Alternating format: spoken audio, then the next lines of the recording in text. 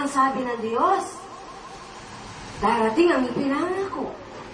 Ang aalis ay babalik. Amen! At hindi na kayo kailangan turuan pa ng iba. Ang mismo magtuturo sa inyo ay ang Espiritu ng Diyos. Amen! Amen! Okay lang yan. Medyo, di yan totoo. Kaya ko rin yan. Pero ito tandaan nyo. Kung ano man ang alam nyo at ano man ang kaya nyo, mas maganda kung hayaan nyo na lamang na ang Diyos ang siyang gumanap para sa inyo. Amen! Meron ditong marunong na salita ng Diyos. Marunong bumasa, marunong umunawa, at talagang lingkod na nga siya ng Diyos. Pero ganoon pa man, bakit ang narito sa unahan ay isang babae? Kaya kayo, may pinipili ba ang Diyos? Wala. Amen! Kung sa tingin ng Diyos, ikaw ay karapat-dapat. Di ka mabibigo. Kung ano ang laman ng iyong puso, yan ang iyong bukang bibig. At kung talagang hinahanap mo ang Diyos, mapapasayo ang Diyos. Amen! Sapagkat ang iyong katawan ay templo ng banal na Espiritu, kaya huwag mong hadlangan ngayon. Ang naririnig mo, papasukin mo sa tenga mo, at papasukin mo sa puso mo. Amen! Hello? Mga kalalakihan, gumising kayo. Ha? Ang unang inanak, ang unang nilikha ng Diyos ay lalaki, si Adan. Subalit binigyan siya ng isang Eva.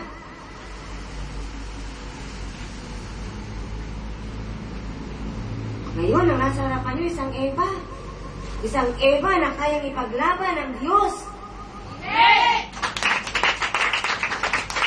Sa anumang paraan, anumang panahon, anumang sitwasyon. Makinig kayo. Ano ang sabi ng Diyos? Anak, gagamitin kita. Hahayo ka. Pupunta ka lang. Ako ang bahala. Ako ang magsasalita. Ako ang gagawa.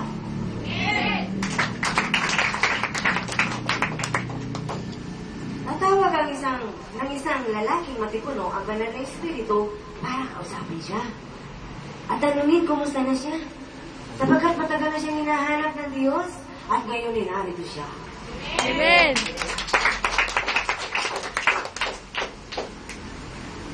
Kapag ikaw ay tinawag ng Diyos, sunod ka lang. At kapag tinanong ka, sumagot ka.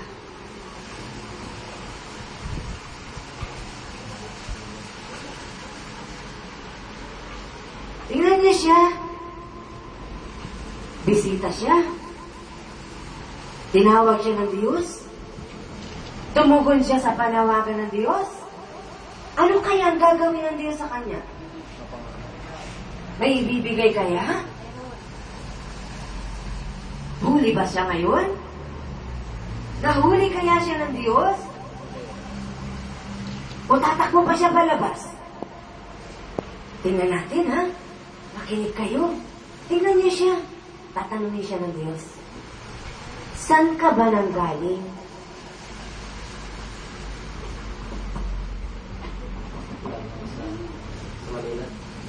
From Manila. Galing siya sa Manila. Sa palagay mo, mali ba yung paa mo? Dito ka napunta? Hindi siguro. Tama siguro yung sa layo-layo ng Manila tinatawid na siguro may purpose siguro. Amen!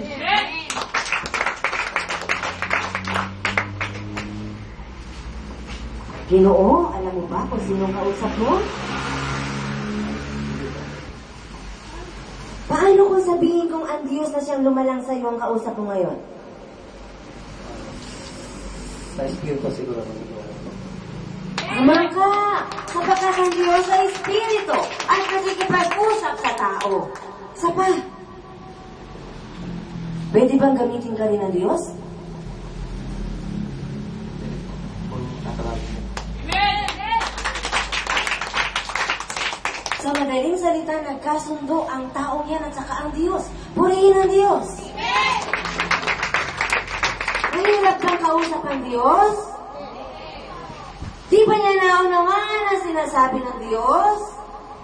Di ba niya naiintindihan ang itinanong sa kanya ng Diyos? Naunawaan at naiintindihan niya, kaya nasagot niya ng maayos. Kinig kayo. Kayong lahat ngayon ay kinakausap ng Diyos. Amen.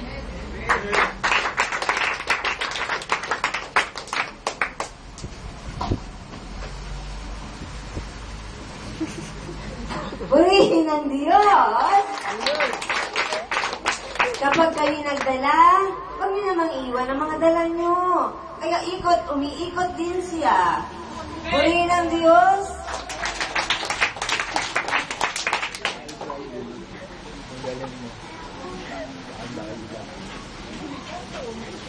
Gawing maayos ang lahat ng bagay. Kayong mga tagapagdala at mga taga-akay, huwag niyo naman basta-basta bibitawan yung akay niyo. Baka mahulog sa bangin niya, pag iwan mo, wala na.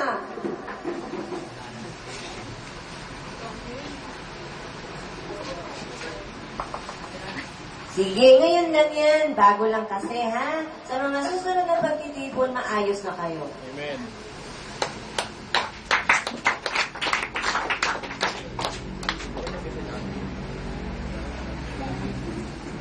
Okay? Alam niyo ba noong panahon ni Jesucristo, wala namang upuan. Lahat ay nasa damuhan. Amen. Okay lang yan sapagkat noon, wala pang upuan, wala pang gumagawa, at saka sa bundok, wala namang magdadala ng upuan. Kaya ngayon nakaupo kayo, makinig naman kayo.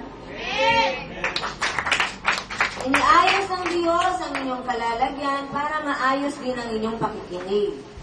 Upang sa pag-alis nyo dito, may madala kayo. Amen.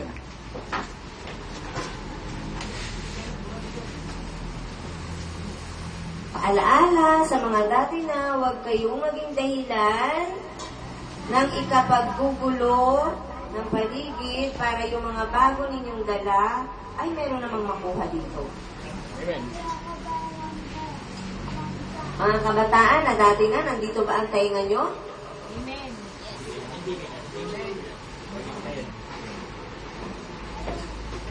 Tuloy tayo, ha?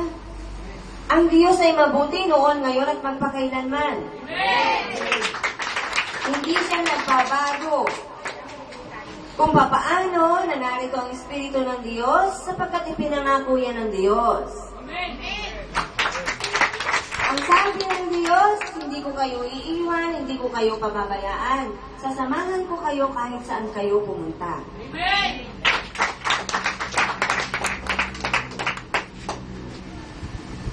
Kayong lahat na narito, maaari nakarating dito dahil hindi nyo talaga alam na paparito pala kayo. Ito pala ay isang gawain na kung saan ang Diyos ang kausap nyo. Wow! Great! Sino ba mag-aakala na ang Diyos pala ay narito? Sino ba ang makakaisip na ang Diyos ay pwedeng kausap ang tao?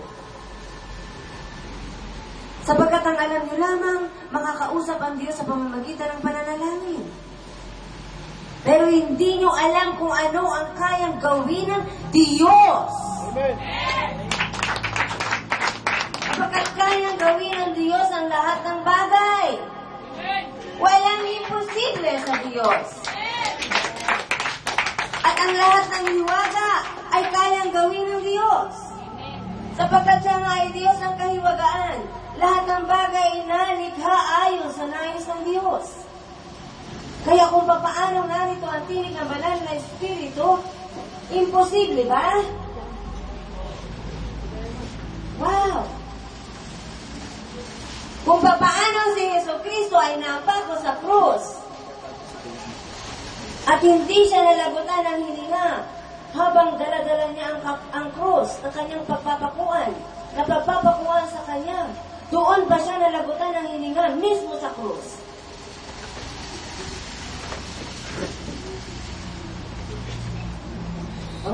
makinig.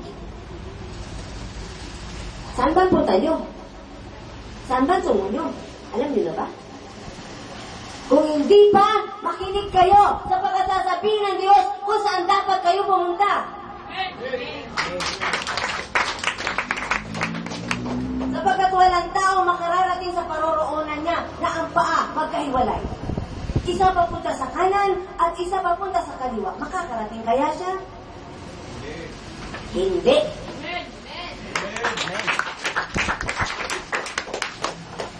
Ang taong alam kung saan ang punta, masaya. May ngiti, humahalakhak, at nagbibigay din ng saya sa kapwa-tao niya. Nagbibigay siya ng pag-asa, nagbibigay siya ng liwanag, higit sa lahat, nagbibigay ng buhay ang tao niya sa kapwa-tao niya.